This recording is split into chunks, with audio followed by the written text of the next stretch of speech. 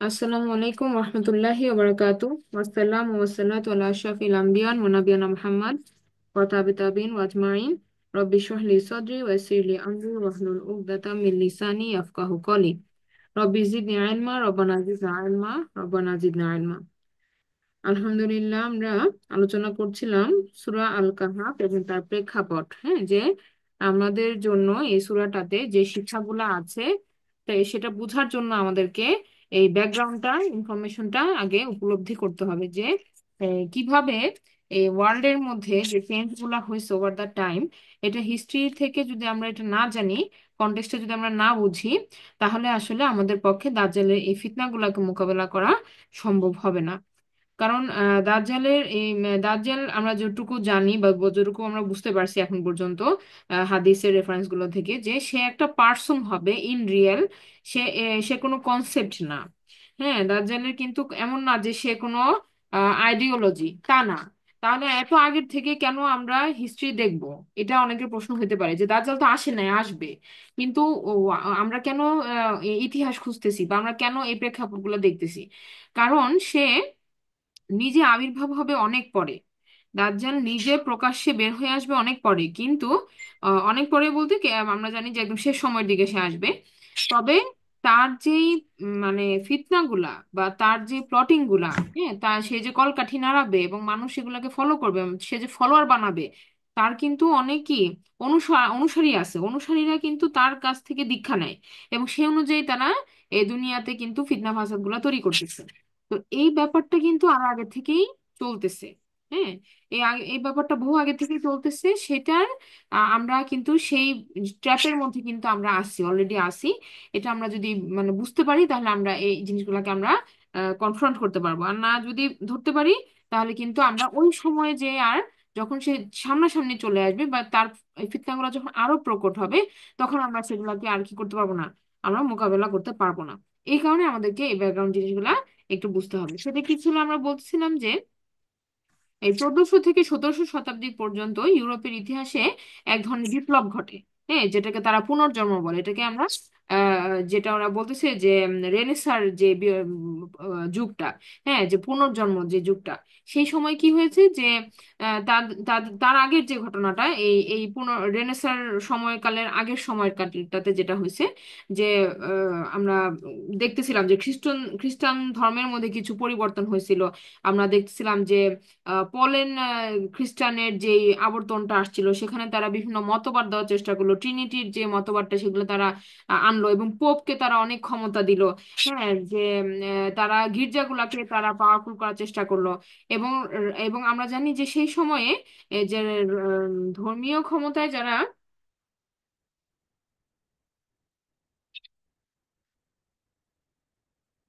ধর্মীয় ক্ষমতায় যারা শক্তিশালী ছিল, তারাই কিন্তু রাজনৈতিক ভাবেও তারা ইনফ্লুয়েন্স করতো অনেক বেশি। তো রাজনীতি এবং ধর্ম দুইটা কিন্তু তখন মানে প্রায় মানে সমভাবেই তখন চলতো। পরবর্তীতে যখন তারা এই গির্জাগুলোকে পাওয়ারফুল করলো এবং এরকম ভাবে বলে দিল যে বাইবেল সবার জন্য প্রকাশিত হবে না, শুধুমাত্র পোপরাই বাইবেলের এক্সেস আছে। হ্যাঁ, এবং তারা যেটা বলবে সেটাই আইন, সেটা মানুষকে মেনে নিতে হবে। এভাবে করে তারা যখন গির্জাগুলোকে পাওয়ারফুল করলো, তখন দেখা গেল যে এই পোপদের এরকম ক্ষমতায়নের ফলে তারা আস্তে আস্তে মানুষের উপরে কিন্তু শোষণ নীতি চালাতে থাকলো। হ্যাঁ, শোষণ নীতি চালাতে থাকলো এবং মানুষ দেখলো যে তারা বলা শুরু করলো, প্রিচিং করলো এভাবে যে এই যে মানুষের সাধারণ মানুষের জন্য হতেছে কি নিপীড়ন বা তারা হচ্ছে দারিদ্র, এগুলোর মধ্য দিয়ে তারা থাকবে, এটাই হচ্ছে কি দুনিয়া। হ্যাঁ, যে তারা এভাবে লাইফ লিড করবে।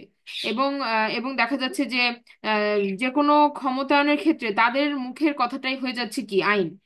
এবং আর কোনো রেফারেন্স কিন্তু এখানে তারা দিচ্ছে না যে এটা কি বাইবেলে আছে নাকি না, এটা কি ঈশ্বর প্রদত্ত নাকি না, এই ধরনের কোনো ক্লিয়ারেন্স কিন্তু মানুষ পাচ্ছিল না। তো একটা সময় যখন এই শোষণ নীতি অনেক বেশি শুরু হয়ে গেল, তখন মানুষের মধ্যে এক ধরনের প্রতিবাদী একটা আহ মানে প্রতিবাদ করা তারা শুরু করলো, বিদ্রোহ শুরু করলো। তো সেখানে দুই ধরনের আন্দোলন ছিল। একটা ছিল যে বাইবেলকে মানুষের কাছে প্রকাশ করতে হবে, বাইবেলকে যে এই যে মানে কুক্ষিবদ্ধ করে রাখছে এখান থেকে ওপেন করে দিতে হবে, এটা একটা ছিল।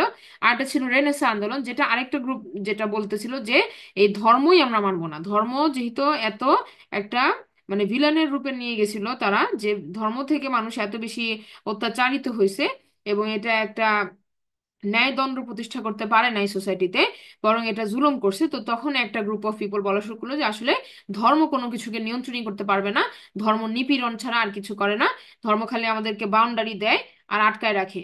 হ্যাঁ, তো কি করতে হবে, এগুলাকে ছেড়ে আমরা বরং দুনিয়াতেই ফোকাস করব, দুনিয়ার দিকে মন দিব, যে মানে ধর্ম আমাদের কন্ট্রোল করবে না, আমরা সবকিছুকে আমরা নিজেরা এক্সপ্লোর করব। এই যে একটা ঘটনা, এখান থেকে মানুষ কি করলো, মানুষ দুনিয়াতে ফোকাস করা শুরু করলো, এবং তখন তারা ফিজিক্স, কেমিস্ট্রি, বায়োলজি বিভিন্ন সেক্টরে তারা কিন্তু মনোনিবেশ করলো এবং সেখানে তারা ফ্লারিশ করলো, বিভিন্ন জ্ঞান তারা আহরণ করা শুরু করলো। আর্ট অ্যান্ড কালচার এগুলোতে তারা খুব বেশি এক্সপ্লোর করা শুরু করলো, নানা রকমের যে আমরা যে শিল্পকর্ম যেগুলো দেখি, হ্যাঁ, তারপরে যে সাহিত্যকর্ম যেগুলো দেখি, এগুলো কিন্তু এই সময়ের কিন্তু একটা খুব ব্যাপকভাবে বিস্তার লাভ করলো। এগুলো মানুষকে এত ইনফ্লুয়েন্স করলো যে তারা দেখলো যে এটাতেই তো আমরা বেনিফিটেড হচ্ছি বেশি। যখন মেডিকেল সেক্টরগুলো ইনফ্লুয়েন্স করা শুরু করলো এই জ্ঞান চর্চার মাধ্যমে, মানুষ বললো যে এটার থেকে তো আমাদের বেনিফিট বেশি, মানুষের আয়ুকাল বেড়ে গেল, মানুষের রোগ শোকের সমস্ত সমাধানগুলো তারা পাওয়া শুরু করলো। হ্যাঁ, তারপর যারা দেখতেছে যে বিভিন্ন ইন্ডাস্ট্রিগুলো ফ্লারিশ করা শুরু করলো যখন তারা এই সেক্টরে মনোযোগ দিল। এভাবে প্রত্যেকটা ক্ষেত্রে তারা দেখতেছে যে এখানে মানুষের আউটকামটা ভালো হচ্ছে। এভাবে সায়েন্স অ্যান্ড টেকনোলজির উপরে তাদের মানুষের ফোকাসটা অনেক বেশি সেন্টার হয়ে গেল। আর ধর্মটাকে তারা একটা কর্নার করে ফেললো। এক গ্রুপ বললো যে বিশ্বাস, কেউ বললো যে বিশ্বাস করলেও করতে পারো, আছে অথবা নাই এরকম, মানে এটা এত ইম্পর্টেন্ট কিছু না, বরং দুনিয়াটাই সবচেয়ে বেশি ইম্পর্টেন্ট। এবং এই যে কনসেপ্টটা মানুষের মধ্যে যে তখন একটা ইনফ্লিক্ট করলো, এই ইউরোপিয়ান এই রিভলিউশনের পরের থেকে কিন্তু এটা ওয়ার্ল্ড ওয়াইড ছড়াই গেল, এটা মানে সব জায়গাতে এই মতবাদটা কিন্তু বিস্তার লাভ করা শুরু করে দিল। তো এরই ফলশ্রুতিতে আমরা দেখবো যে কতগুলো চেঞ্জ আসে, যেটা কিনা আমরা দেখি যে এই যে নানা রকমের শিক্ষার ক্ষেত্রে পুনর্গঠন হয়। আগে মানুষ কি করতো, ধর্মীয় শিক্ষাটাকে তারা সবচেয়ে গুরুত্ব হিসাবে দিত, তারপরে তারা অন্যান্য জিনিসকে শিক্ষা লাভ করতো। কিন্তু এই চেঞ্জের ফলে দেখা গেল যে দর্শনবিদ, সাহিত্য, শিল্প এগুলাই হতেছে মানে নেক্সট জেনারেশনকে শেখানোর মূল বিষয় হয়ে গেল। আর ধর্মের ব্যাপারটা তখন তারা মানে অত গুরুত্বপূর্ণ রাখলো না। আর মানবতাবাদ, তারা হলো যে যে মানুষের উপরে, মানুষকে ভালো রাখা, মানুষের জন্য কাজ করে, এগুলা নিয়ে মনোযোগ দিতে হবে, ফিজিক্যাল বডির উপরে বেশি জোর দিতে হবে। বৈজ্ঞানিক অনুসন্ধান মানে সাইন্টিফিক যত ইনভেনশন, তারপরে এই যে যত আপনার কালচার, আর্ট বা ট্রেড অ্যান্ড কমার্স যেগুলোকে আমরা বলতেছি, হ্যাঁ, এগুলাতে তারা বেশি বেশি জোর দেওয়া শুরু করলো। এবং রাজনৈতিক ক্ষেত্রে পরিবর্তন, ধর্মের সংস্কার তারা চাইলো, হ্যাঁ, ধর্মেরও সংস্কার, এবং সেই সাথে জাতি এবং রাষ্ট্রের নানা রকমের চেঞ্জ করা, রাজনৈতিক পরিবর্তন, হ্যাঁ, রাষ্ট্র গঠন, এই ধরনের নানা রকমের চেঞ্জ তারা তখন আনা শুরু করলো। তো একটা জিনিস থেকে আমরা যেটা বুঝি যে সবকিছু রিফর্ম তারা শুরু করলো, এমনকি তাদের রিলিজিয়ানকেও তারা রিবিল্ড করার চেষ্টা করলো।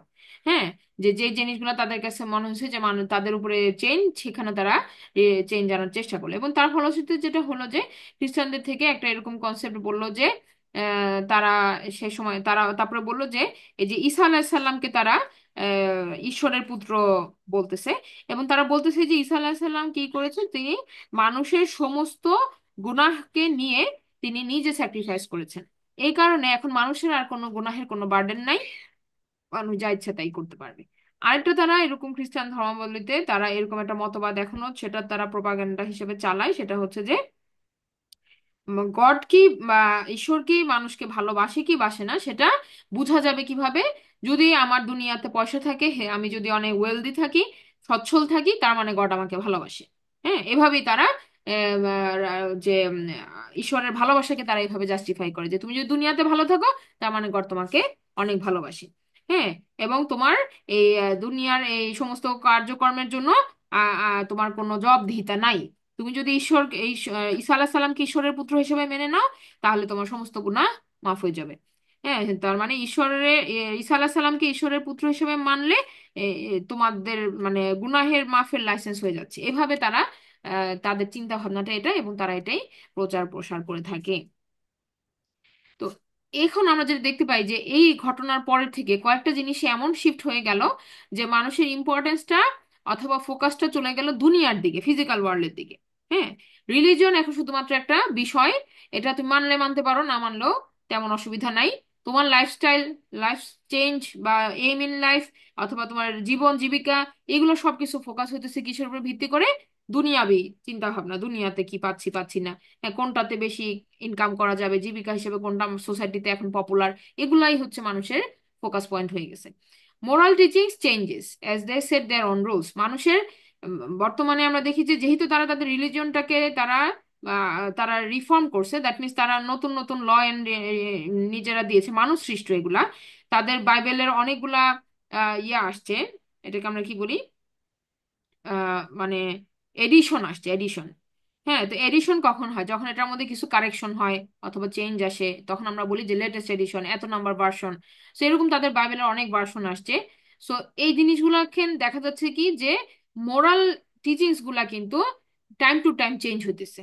তারা যে 100 বছর আগেও যেটাকে পুরো সোসাইটি মিলে বলছে যে না এটা রং, এটা অন্যায়, এটা আমরা মানি না, দেখা যাচ্ছে যে 100 বছর পরে এসেও সেই সেই সোসাইটিতেই আবার সেটাকে রেগুলার নর্মস হিসেবে কনসিডার করা হচ্ছে। হ্যাঁ, তো এইভাবে দেখা যাচ্ছে যে এই এই শিফটিং এর কারণে কিন্তু আহ, আহ, মানে মোরাল এথিক্স গুলা টাইম টু টাইম তারা চেঞ্জ করে। হ্যাঁ, এবং সোসাইটিতে এক ধরনের একসেপ্টেন্স তারা তখন জোর করে নিয়ে আসায়। তো এই জিনিসটা আমরা দেখি যে এটাতে, এটার বিরূপ প্রতিক্রিয়া কি? বিরূপ প্রতিক্রিয়া এখন আমরা কিন্তু বর্তমানে দেখতে পাচ্ছি যে এই সমস্ত কিছুর ভিকটিম আমরা বা বর্তমানে কিন্তু অনেক প্রকট ভাবে আমরা এটা ফেস করতেছি। তো এটা আমরা বেনিফিটও পাইছি, এটাও ট্রু যে এগুলোর বেনিফিটও আছে, আবার এটার সাথে কি আমাদের এখানে অনেক কনফ্লিক্টও আছে। যেমন বর্তমানে আমাদের যে পড়াশোনা, আমরা যে পড়াশোনাগুলো আমরা দেখি, এটা দেখি আমরা যে এটা দুইটা মানে আমাদের কন্টিনেন্টে যদি আমরা বলি দুইটা ভাগে ভাগ করে, একটা হচ্ছে মাদ্রাসা, আর একটা হচ্ছে যে নর্মাল স্কুল কলেজ। তো একটা হচ্ছে আমাদের, আমরা বলতে পারি যে একটা হচ্ছে সেকুলার পড়াশোনা, আর একটা হচ্ছে রিলিজিয়াস বা পড়াশোনা। হ্যাঁ, দুই দুই ধরনের পড়াশোনা। তা আমরা কিন্তু কোন পড়াশোনায় পড়াশোনা করতেছি? আমরা বেসিক্যালি এই যে সেকুলারিজম যেগুলা বা যেটা যে দুনিয়াবি পড়াশোনা যেটা, এটার মধ্যেই কিন্তু আমরা আমরা বড় হয়েছি, পড়াশোনা করছি।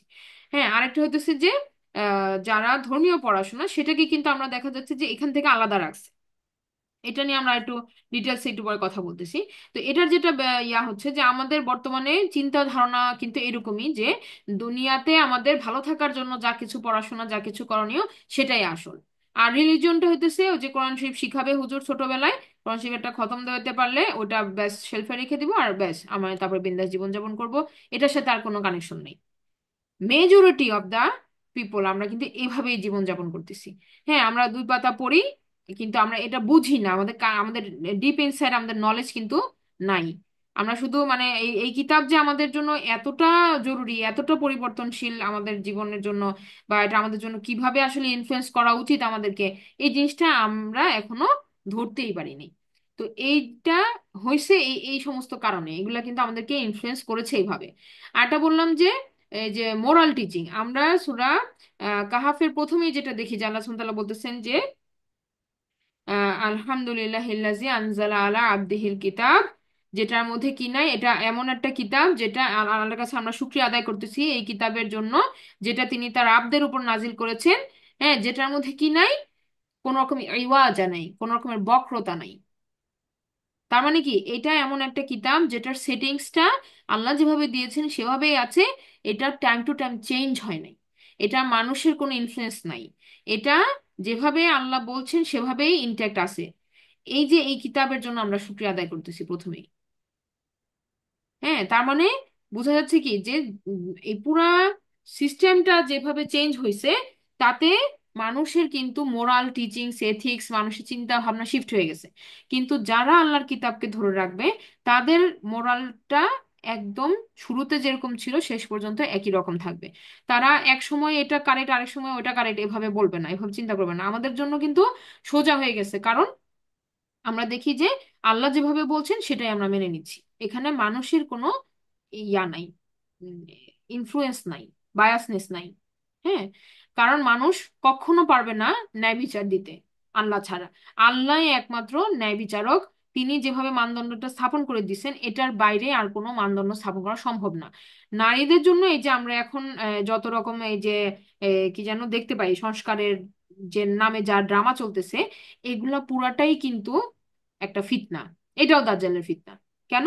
কারণ এর মাধ্যমে তারা কি বলতেছে যে মানে মানে এটা তো আমাদের আলোচনা করতেও আমাদের খারাপ লাগে যে আহ, যে তারা যেটা বলতেছে যে দে উইল ইনকাম মানি, হ্যাঁ, বাই ইউজিং দেয়ার বডি।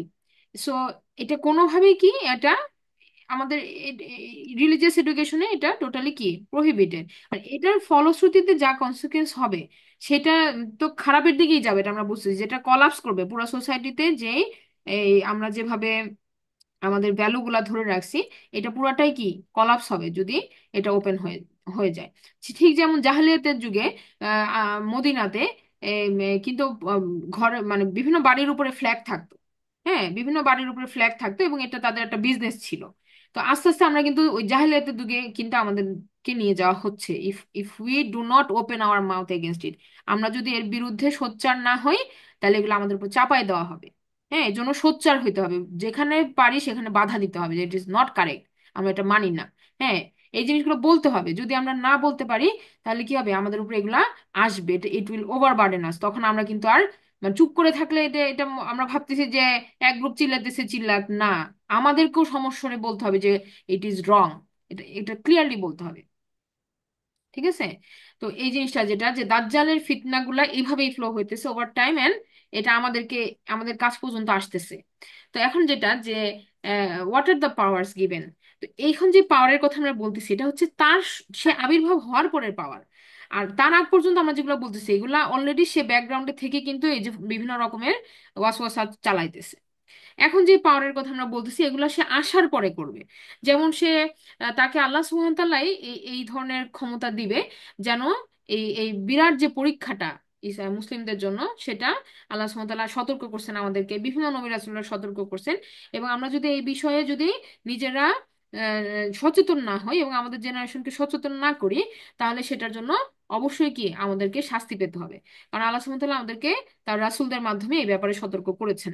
তো এখন দাজ্জালের যে শক্তি এটা আল্লাহ সুবহানাহু ওয়া তাআলাই তাকে দিবে এবং তার কিছু অলৌকিক ক্ষমতা থাকবে আমরা জানি। যেমন সে রোগদেরকে অসুস্থদেরকে সুস্থ করে দিতে পারবে, যেমন ঈসা আলাইহিস সালাম কুষ্ঠরোগীদেরকে সুস্থতা দান করেছিলেন। সে মৃতদেরকে জীবিত করবে। হ্যাঁ, তো মৃতদেরকে জীবিত করবে, এটাও আল্লাহর অনুমতি ক্রমে সে করতে পারবে। গাছপালা পশু পাখি সবকিছুর উপরে তার একটা নিয়ন্ত্রণ থাকবে। সে আকাশে বৃষ্টির ক্ষমতা তার থাকবে, বৃষ্টি দেওয়ার ক্ষমতা তার থাকবে। এবং আল্লাহর অনুমতিতে এটা তার হবে যে সে যেখানে বৃষ্টি দিতে বলবে সেখানে বৃষ্টি হবে। এবং মরুভূমিতেও সে গাছপালা গজাইতে পারবে। হ্যাঁ, এই যে তার যে পাওয়ার গুলা, এগুলো আল্লাহর অনুমতিক্রমে হবে। পৃথিবীর সম্পদের উপরে তার নিয়ন্ত্রণ থাকবে। এবং এবং সে স্বর্গ এবং নরক সম্পর্কে সে ভ্রান্ত ধারণা তৈরি করবে। হ্যাঁ, সে যেটাকে জান্নাত বলে অফার করবে বেসিক্যালি সেটাই হবে কি জাহান্নাম। আর সে যেটাকে জাহান্নাম বলে অফার করবে সেটা হবে জান্নাত। তো এখানে আরেকটা ইয়াতে রেফারেন্স আসছে যে তার দুইটা নদী হবে, নদীর মতো হবে। যে একটাকে জান্নাত হিসাবে সে বলবে কিন্তু আসলে বেসিক্যালি এটা হবে জাহান্নাম, আরেকটাকে জাহান্নাম বলবে কিন্তু সেটা হচ্ছে জান্নাত। তো এই যে ডিলুশন বা ধোঁকাবাজি, এইটা হচ্ছে দাজ্জালের আরেকটা কি মানে গুরুত্বপূর্ণ আরেকটা পয়েন্ট টু নোট, যে সে সমস্ত কিছুকে ধোঁকায় পরিণত করবে মানুষের জন্য। আর আরেকটা ব্যাপার আমরা যেটা এখন পর্যন্ত দেখতেছি যে বর্তমানে বর্তমানে আমাদের জন্য কি দুনিয়াটা কিন্তু একটা ধোঁকা। এটা আল্লাহ সুবহানাহু ওয়া তাআলা বিভিন্ন জায়গায় বিভিন্ন ভাবে আমাদেরকে বলছেন যে তাহলে দাজ্জাল কি করবে, দুনিয়াটাকে এত বেশি ফোকাস করবে যে দুনিয়ার লাক্সারি, দুনিয়ার কমফোর্ট সে এত বেশি অ্যামাউন্টে মানুষকে উম, ইয়া করবে, বিভ্রান্ত করবে, যে মানুষ মনে করবে যে এটাই তো, এটা পাইলেই তো তাহলে আমি আমার জান্নাত দরকার কি, আমি এখানেই তো আমি এত বেশি সব পেয়ে যাচ্ছি। হ্যাঁ, এবং আরেক পাশে যে তাকে যারা অস্বীকার করবে তাদেরকে সে মৃত্যু যন্ত্রণা দিবে। এবং সে ওই যে কোনো কান্ট্রি যখন তাকে মানবে না তখন তাদের উপরে এক ধরনের দুর্ভিক্ষ নেমে আসবে। এগুলা বিভিন্ন রেফারেন্সে আছে, এগুলো আমরা টাইম টু টাইম কিন্তু আমরা এগুলো শুনি এবং আমরা জানি। কিন্তু দাজ্জালের এত সমস্ত ক্ষমতা যেগুলো আল্লাহ সুবহানাহু ওয়া তাআলা তাকে দিবে, এরপরেও দাজ্জাল কিন্তু নিজেকে নবী দাবি করবে না। সে কিন্তু অন্যান্য আমরা যেমন দেখি যে ঈসা আলাইহিস সালামের অলৌকিকতা ছিল, ঈসা আলাইহিস সালাম কিন্তু আল্লাহর দিকে ডাকছেন। ঈসা আলাইহিস সালাম কিন্তু বলছেন যে তোমরা তোমাদের রবের ইবাদত করো। হ্যাঁ, কিন্তু দাজ্জাল কিন্তু এই অলৌকিকতা দেখায় কিন্তু সে নিজেকে নবী দাবি করবে না, বরং সে নিজেই বলবে যে আই অ্যাম গড, সেই কথা বলবে যে আমাকে মানতে হবে ঈশ্বর হিসাবে। হ্যাঁ, এটা সে মানে নিজেকে গড দাবি করবে। তো এখানেই দাজ্জালের একটা লিমিটেশন, যেটা বিশ্বাসীরা বুঝতে পারবে কিন্তু অবিশ্বাসীরা ধোঁকায় পড়ে যাবে। বিশ্বাসীরা কি বলবে? বিশ্বাসীরা জানবে যে যে দাজ্জালকে, দাজ্জালেরও মৃত্যু আছে, দাজ্জাল ইমমর্টাল না, দাজ্জাল ইজ মর্টাল। তার মৃত্যু আছে। কিভাবে মৃত্যু হবে? ঈসা আলাইহিস সালাম সে সময় আসবেন এবং ঈসা আলাইহিস সালামের তরবারিতেই কিন্তু দাজ্জালের মৃত্যু হবে। তো এটা আমাদের হাদিসে এটা ক্লিয়ারলি রাসূল সাল্লাল্লাহু আলাইহি সাল্লাম আমাদেরকে বলে দিয়ে গেছেন। তো আমরা এটা বিশ্বাস করি। তো দাজ্জালের মৃত্যু আছে, সে কখনোই ঈশ্বর হতে পারে না, বা সে কখনোই খোদা হতে পারে না, কারণ তার মৃত্যু আছে। যার মৃত্যু আছে সে কখনোই কি, সে ওই পর্যায়ে যেতে পারে না। তারপরে বলা হচ্ছে এ, সে তার নিজের চেহারার কোনো পরিবর্তন করতে পারে না। হ্যাঁ, এটা তার একটা লিমিটেশন। তার চেহারার মধ্যে কি আছে? ত্রুটি আছে। সে হচ্ছে ওয়ান আইড, মানে এক চোখ তার অন্ধ থাকবে এবং এক চোখটা দেখতে অনেকটা পচা আঙ্গুরের মতো হবে দেখতে। হ্যাঁ, কুচকানো পচা আঙ্গুরের মতো হবে দেখতে, ভাসমান মানে একটু ফ্লোটে উঁচু, আবার পচা এরকম হবে তার একটা চোখ। তো সে তার নিজের চোখকে কিন্তু কারেকশন করতে পারতেছে না বা পারবে না। এটা একটা। আবার এই ওয়ান আইড এর অনেক কনসেপ্ট আছে। ওয়ান আইড একটা মানে ওয়ান আইড যে দাজ্জালের শুধু অবয়বী, শুধু না, আমরা একটু আগে যেটা দেখতেছিলাম যে এই যে শুধু দুনিয়ামুখী করে দেওয়া, আখিরাতমুখী মানুষকে, আখিরাতকে ভুলাই দেওয়া, এটাও কিন্তু দাজ্জালের একটা ফিতনা, যে সে মানুষকে একমুখী করতেছে। দুইটা চোখ দিয়ে যে যখন মানুষ আমরা দেখবো একটা ব্যালেন্সড লাইফ, যে আমার দুনিয়ার প্রেক্ষাপটে আমি আখিরাতে আমার একটা রেজাল্ট আছে, এটা কিন্তু সে দেখতে দিবে না। তাহলে ফিজিক্যালিও সে ওয়ান আইড, আবার তার ফিতনার মধ্যেও কিন্তু এই ওয়ান আই এর একটা কনসেপ্ট কিন্তু ফ্লো করে। আরেকটা হচ্ছে his power will fade over time, তার ক্ষমতা যে চিরকাল থাকবে তা না। কিছু ক্ষমতা তাকে আল্লাহ দিবে, কিন্তু ওভার দ্য টাইম সে কিন্তু তার ক্ষমতা হারায় ফেলবে। যেমন সে মানুষকে যারা তাকে অবিশ্বাস করবে সে তাদেরকে মৃত্যু দিবে, মৃত্যু দেওয়ার পরে সে তাদেরকে আবার জীবিত করবে, জীবিত করে বলবে যে বলো, তোমাকে তো আমি মৃত্যু দিয়েছি, আবার তোমাকে আমি এখন জীবন দিছি, তাহলে আমাকে তুমি রব হিসেবে স্বীকার করো। হ্যাঁ, আমি তোমাকে মৃত্যু থেকে আবার জীবন ফিরাই দিছি। তো এখন যে বিশ্বাসী, সে তাকে কিন্তু সে আর সেকেন্ড টাইম মারতে পারবে না। একবার তো তাকে মৃত্যু দিল, আবার তাকে জীবন দিল, একবার জীবন দেওয়ার পরে সে সে কিন্তু তাকে আর মারতে পারবে না। হ্যাঁ, তো এইভাবে তার ক্ষমতার একটা লিমিটেশন আমরা দেখব। মানে এটা এটা দেখা যাবে আর কি। এরপরে এই বেসিসে একটা হাদিস এখানে বলা হচ্ছে যে উবাদা ইবনু সামিদ রাদিয়াল্লাহু থেকে বর্ণিত যে রাসূল সাল্লাল্লাহু আলাইহি সাল্লাম বলেছেন, আমি তোমাদের দাজ্জাল সম্পর্কে এত কিছু বলেছি যে আমার ভয় হচ্ছে তোমরা বুঝতে পারবে না। দাজ্জাল হবে খাটো, পায়রার মতো লম্বা, কোকড়ানো চুলওয়ালা। সে এক চোখে হবে, তার চোখ উঁচু হবে না, ডুবে যাবে না, মানে অনেকটা ফ্লোটিং হবে এরকম। একদম গর্তও না, আবার একদম উঁচুও না, এরকম। আর যদি তুমি তাকে নিয়ে বিভ্রান্ত হও, তাহলে শুধু মনে রাখবা যে আল্লাহ আল্লাহ আল্লাহ সুবহানাহু ওয়া তাআলার কথা এখানে বলতেছেন যে তোমাদের রব এক চোখা নন, কিন্তু দাজ্জাল এক চোখা, তার একটা ত্রুটি আছে, কিন্তু আমরা জানি আমাদের রবের কোনো ত্রুটি নাই। হ্যাঁ, তো এই যে এই কথাটা, এই কথাটা রাসূল সাল্লাল্লাহু আলাইহি ওয়াসাল্লাম আমাদেরকে মনে রাখার জন্য বলছেন, যে তোমরা, আমরা যদি বিভ্রান্ত হই তাহলে এটা যেন আমরা সবসময় মনে রাখি। আর এই এই হাদিসের রেফারেন্সটা দেওয়া হচ্ছে। এখন আমরা একটা জিনিস দেখবো যে আমাদের এই মুসলিম কন্টিনেন্টে, আমরা তো এতক্ষণ দেখলাম যে ইউরোপিয়ান ঘটনা যে কি হইলো না হলো, বাট হোয়াট অ্যাবাউট আস? আমরা যে এই কন্টিনেন্টে আছি, আমাদের এই কন্টিনেন্টের অসুবিধা কি? হ্যাঁ, আমরা কেন তাদেরকে ফলো করতে গেলাম, বা আমাদের মধ্যে কেন এই সিস্টেমটা চলে আসলো?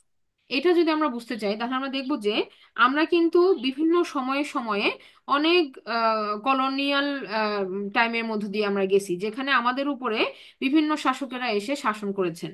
হ্যাঁ, যেমন আমরা জানি যে পর্তুগাল থেকে যারা ওখানে একটা আমাদের টাইম পিরিয়ড ছিল, যে এই ভারত উপমহাদেশে এসে তারা শাসন করে গেছে। আবার ব্রিটিশরা এসে আমাদেরকে প্রায় 200 ইয়ার শাসন করে গেছে। তো এই যে শাসন ব্যবস্থার সময়ে তারা কি করছে, তারা আমাদের এডুকেশন সিস্টেমে চেঞ্জ করছে। তাদের অর্থায়ন অনেক বেশি ছিল, তাদের পলিটিক্যাল ইকোনমিক্যাল পাওয়ার অনেক বেশি ছিল। হ্যাঁ, তারা তারা কি করছে, তারা এই এই কন্টিনেন্টের মধ্যে দেখা গেছে তারা কমিউনিকেশন সিস্টেমটাকে ডেভেলপ করে দিছে, তারা এডুকেশন সিস্টেমে চেঞ্জ আনছে।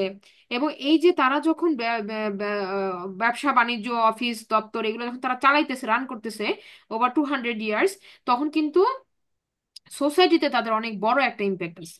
হ্যাঁ, এই যে একটা ইম্প্যাক্ট আছে।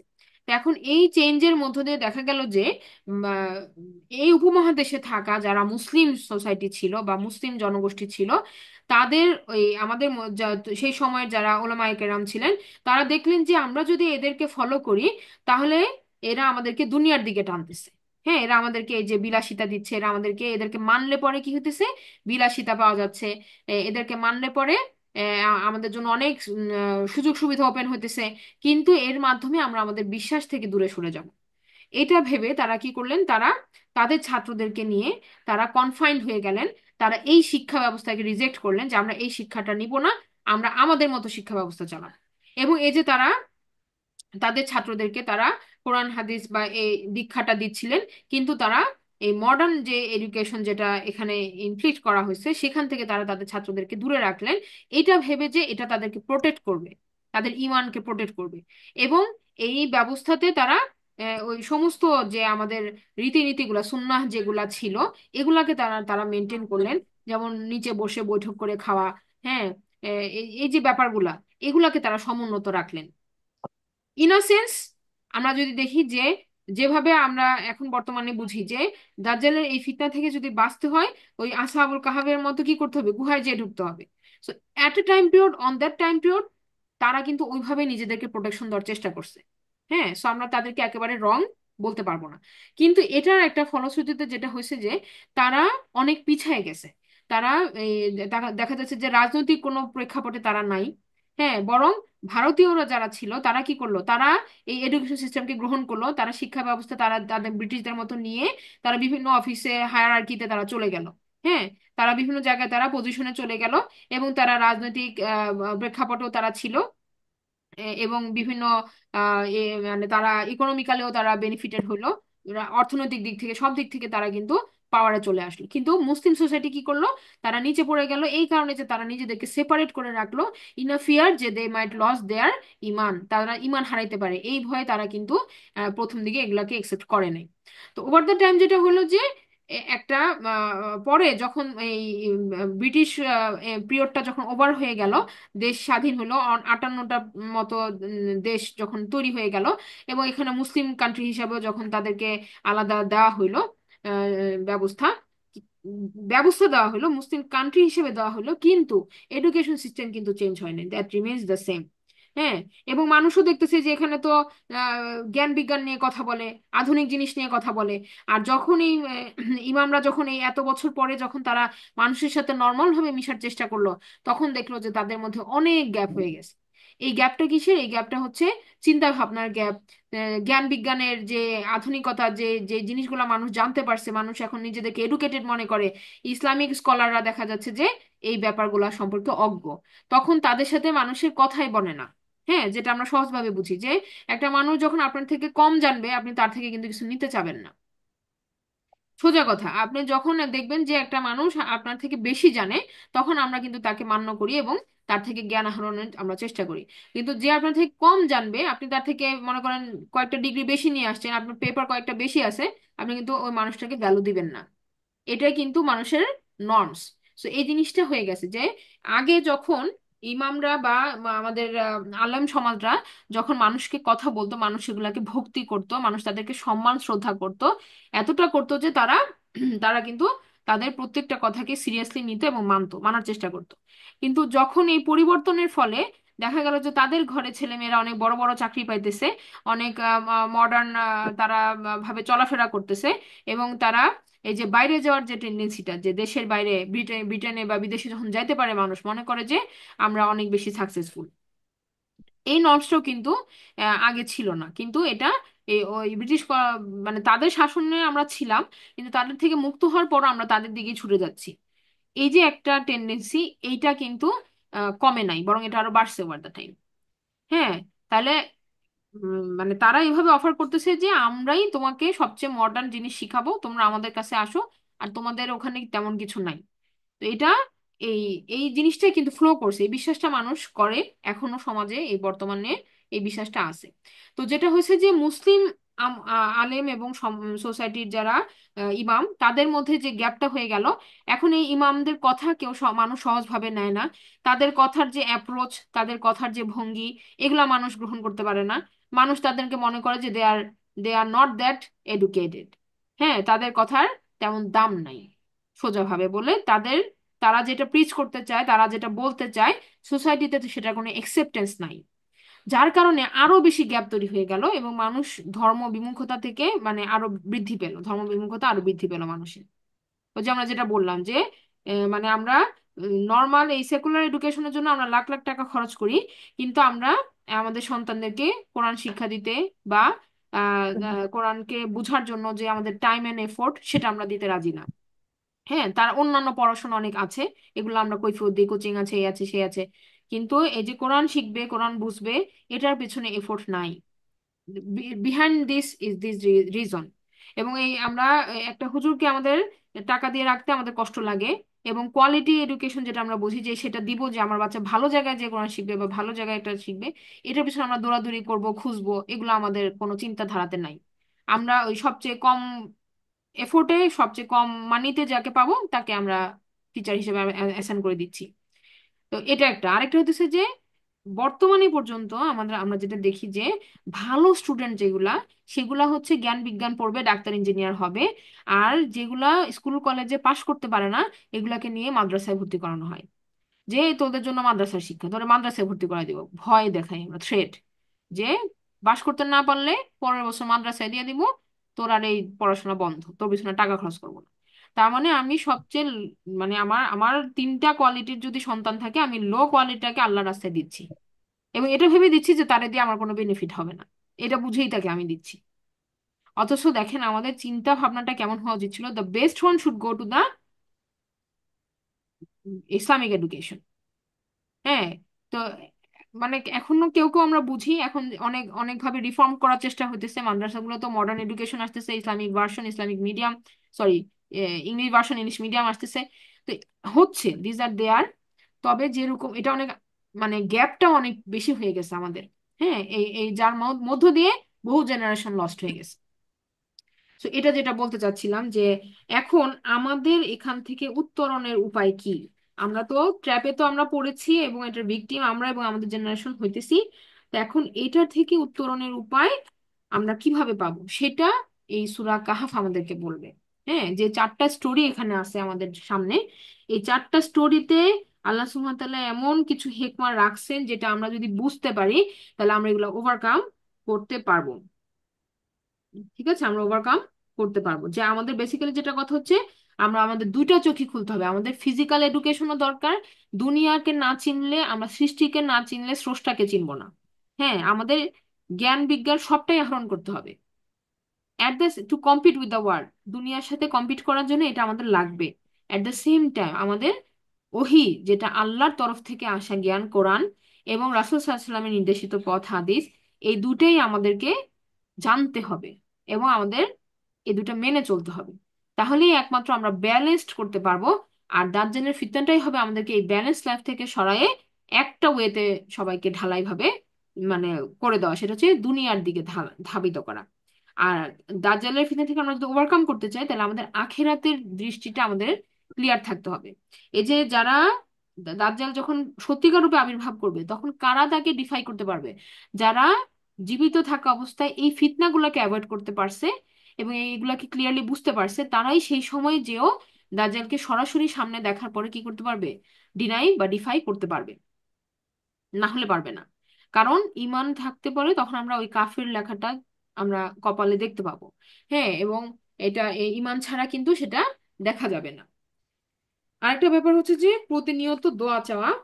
হ্যাঁ, যে যে আল্লাহ সুবহানাহু ওয়া তাআলা তার রাসূল সাল্লাল্লাহু আলাইহি ওয়াসাল্লামের মাধ্যমে আমাদেরকে যে দোয়াগুলো শিখাই দিয়েছেন, সেগুলো আমরা সলাতে সালাম ফিরানোর আগে আমাদের জন্য আমাদেরকে বলছেন রাসূল সাল্লাল্লাহু আলাইহি ওয়াসাল্লাম পড়ার জন্য। সেটা কি? আল্লাহুম্মা ইন্নী আউযুবিকা মিনাল আযাবিল জাহান্নাম ওয়া মিন আযাবিল কবর ওয়া মিন ফিতনাতিল মাহইয়া ওয়াল মামাতি ওয়া মিন শাররি ফিতনাতিল মাসিহিদ দাজ্জাল। হে আল্লাহ, আমি তোমার নিকট আশ্রয় প্রার্থনা করছি জাহান্নামের আযাব থেকে, কবরের আযাব থেকে, জীবন মৃত্যুর ফিতনা থেকে এবং মাসিহ দাজ্জালের অনিষ্ট থেকে।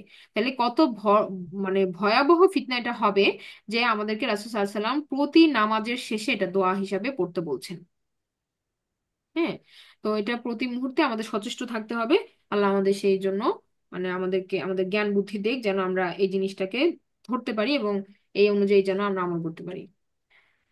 আলহামদুলিল্লাহ, আমরা আজকে এইটুকুই রাখছি। ইনশাল্লাহ আমরা নেক্সট ক্লাসে আবার এটা কন্টিনিউ করব।